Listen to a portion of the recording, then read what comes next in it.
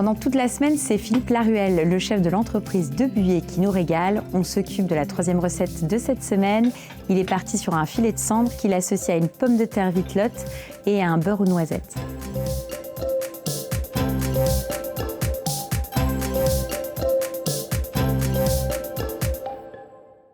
Donc là, Philippe, tu fais fondre ton beurre. Hein. Voilà, je le fais fondre assez vif pour qu'il faut bien le surveiller. D'accord.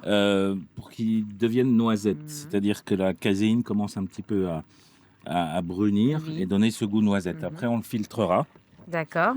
En attendant, comme on peut surveiller, on va démarrer nos pavés de cendre. Un petit peu d'huile d'olive. Comme j'ai la peau sur le pavé de cendre, je vais préférer une poêle acier pour avoir une peau bien croustillante et je vais cuire que côté peau. D'accord. Ouais, et dès que ça fume, de toute façon on le voit, hop, tu mets ton cendre. Et là on voit, il y a ça se rétracte forcément sous l'effet de la chaleur.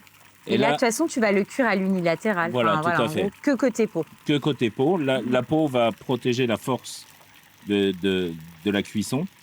Donc ça va venir pénétrer tranquillement à l'intérieur, tout doucement. Donc là, ton beurre qui continue vraiment notre beurre commence à faire des grosses bulles. Oui, c'est ça. C'est là qu'il faut le surveiller parce que ça va aller assez vite entre le beurre qui bout comme ça. Donc là, on voit les bulles vont commencer à se rétrécir jusqu'à quasiment plus en avoir et c'est là qu'on va le filtrer. D'accord. Pourquoi tu le filtres? Parce que je veux juste le goût de noisette, du beurre, et je veux pas cette caséine qui va m'embêter parce que dedans, c'est simplement parce que je vais rajouter d'autres choses moi dans mon beurre. Voilà, là on voit qu'au fond on commence à avoir. C'est ça, que ça brunit. Ça brunit. Là, il bout plus, il commence à mousser, donc là il va vraiment être bien. D'accord. Et là, donc, tu as une petite casserole à côté. Là, on commence à être pas mal. On n'a encore pas la télé avec les odeurs, mais là, on commence à avoir l'odeur de noisette. Et donc là, c'est bon. Et là...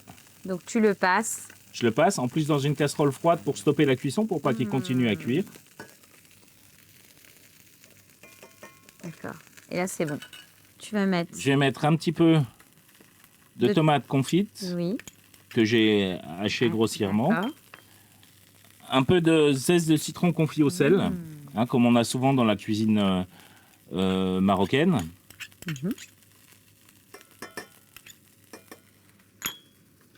J'ai déjà rajouté un tout petit peu de noisettes. Donc des noisettes concassées. Voilà, des noisettes concassées. On laisse volontairement. Voilà, on laisse notre poisson cuit. Maintenant, on va s'attaquer à notre purée de vitelotte. Et finalement, c'est ça qui va assaisonner notre poisson. Tout à fait. On les a épluchés à chaud et on les a mis dans l'eau de cuisson, comme ça, elles restent bien chaudes. Et tu les écrases tout simplement. Voilà, tout simplement un tout petit peu écrasé comme ça. Après, moi, dans mes purées de pommes de terre, pour alléger l'ensemble, j'aime bien utiliser du fond blanc, du bouillon de poule. Donc, hop, tu vas mettre donc, ton bouillon. T'écrases. Je continue un petit peu à écraser. Donc ensuite, tu vas rajouter la petite touche finale. Soit du beurre, mais comme on est sur l'idée de la noisette. Sur l'idée de la noisette, donc une bonne huile de noisette. Un bon produit. Voilà, un très très bon produit. Qui va assaisonner la pomme de terre, quoi. Oui. L'assaisonner, finalement, enrichir aussi un petit peu, la nourrir, quoi. La nourrir et lui donner... La vitelotte peut avoir une consistance un peu farineuse. Donc on a besoin d'un peu de matière grasse pour bien assimiler l'ensemble. D'accord. Oui, ça va lier, ça va lui donner moins ce côté, en tout cas, farineux, quoi. Donc, des bonnes grosses cuillères pour faire de la belle grosse quenelle. Philippe, il a sorti la dinette. Donc voilà, une belle quenelle. Une belle quenelle. Donc, si vous n'avez pas 2 grosses cuillères comme ça, vous pouvez faire aussi 2 belles quenelles. Ça fonctionne aussi. Ensuite. Alors, j'ai fait des petites chips de vitelotte. Oui. Juste comme ça pour avoir un petit côté croustillant et du volume. Et rester dans l'esprit. Mais l'idée, c'est d'apporter un petit peu de relief. Voilà. Donc voilà, dans mon beurre noisette, là. Donc tu rajoutes je rajoute un peu de noisette. Que tu mets vraiment au dernier moment pour avoir ce côté hop là, le persil. Du persil. Même sur le poste de travail. Je vais venir. D'accord. En tout cas, c'est beau. Et ensuite, tu rajoutes donc ton notre cendre. filet de cendre. Top. Je viens le poser dessus comme ça. On a une jolie peau bien croustillante là qui est juste un petit tour de moulin. Parce que je ne l'ai pas assaisonné à mon poisson. Et donc voilà, notre pavé de cendre, beurre aux noisettes et purée de vitelotte. Bon, on va goûter. Elle prend bien du beurre en dessous, là, des noisettes.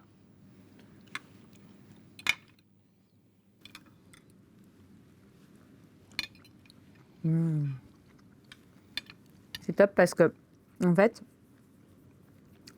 le beurre est vraiment là pour nourrir. Tu as le goût de noisette, on est vraiment dans la gourmandise.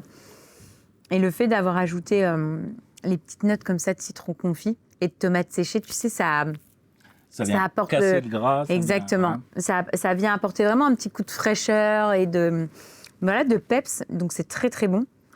Et voilà, il y a une vraie cohérence finalement. Tout est lié. La noisette, c'est un peu le fil conducteur. Tout à fait. Et tout s'organise autour. Donc non, c'est vraiment une belle recette. Et on reste dans des choses qui sont faciles, simples à faire à la maison, quoi. Voilà. Donc ça, c'est bien. On va rester du coup dans la continuité là. Oui. Et tu vas nous faire quoi après? On va faire un petit filet de caille des Vosges laqué à la bière avec un céleri en risotto.